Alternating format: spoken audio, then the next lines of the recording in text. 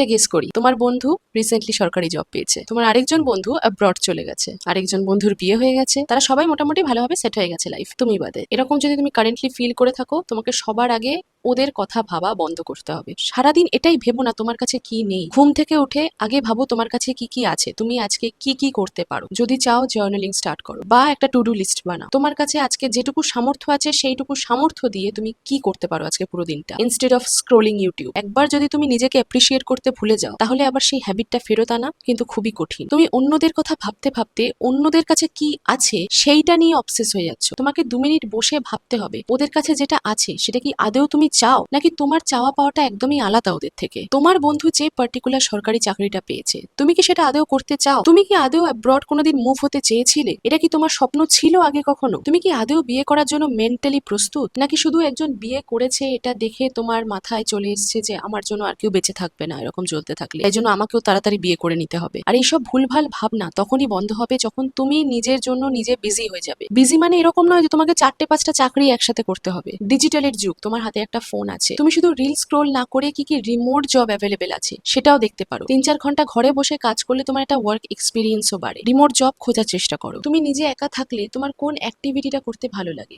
সেটা খোঁজার চেষ্টা করো। মাঝে মাঝে গান চালিয়ে একা ঘরে নাচার চেষ্টা করো। নিজের কোম্পানি নিজে এনজয় করার এটা একটা খুবই ভালো উপায়। এক একটা দিনকে তুমি যা যা করতে ভালোবাসো সেইটা দিয়ে ভর্তি করো, যাতে তুমি লোকের প্রোফাইলে গিয়ে হাইলাইট, রিলস, স্টোরিজ এগুলো স্ক্রোল না করো। এটা এক ধরনের নেগেটিভিটি তৈরি করছে তোমার মাথায়, আর তুমি ধীরে ধীরে ডিমোটিভেটেড হয়ে যাচ্ছ যেখানে দরকার তোমার মোটিভেশনের। একটা বন্ধু বছরে 4বার ইন্টারন্যাশনাল ভেকেশনে যাচ্ছে মানে এই নয় যে তোমাকেও যেতে হবে। তুমি নিজের সাথে নিজে খুশি কিভাবে থাকতে হয় সেটা যদি ধীরে ধীরে শিখে যাও না, দার্জিলিং এও তুমি 3 দিন ঘুরে এসে আলাদাই সুখ পাবে। নাম্বারের পিছনে ছুটে কোনো লাভ নেই। পাহাড় যখন বরফে ঢাকা পড়ে যায় তখন মোটামুটি একই দেখতে লাগে সব জায়গায়, একটু 19-20 ফারাক। আরেকটা বন্ধুর এত বড় ফ্রেন্ড সার্কেল আছে, এত হ্যাং আউট করে বলে তোমাকেও যে করতে হবে এরকম কোনো মানে নেই। তোমার যদি দুটো স্টেডি ফ্রেন্ড থাকে তাহলেই হবে। আর ওরা যদি কোনো কারণে বিজি হয়ে যায়, তুমি জানো তুমি যদি অ্যাকচুয়ালি সাফার করো, ওরা ঠিক টাইম বের করে তোমার জন্য 1 ঘন্টা দিতে পারবে। তোমার সাথে বসে একটা চা খাওয়ার সময় ওদের আছে। সবসময় এটাই মনে করলে হবে না যে নদীর ওপারেই সুখ আছে এপারে নেই। অন্য পারে গেলে সুখ কিন্তু হেঁটে তোমার কাছে আপনা আপনি চলে আসবে না। নদীর 2 পারেই সুখ আছে এবং সেই সুখটা তোমাকেই খুঁজে বের করতে হবে।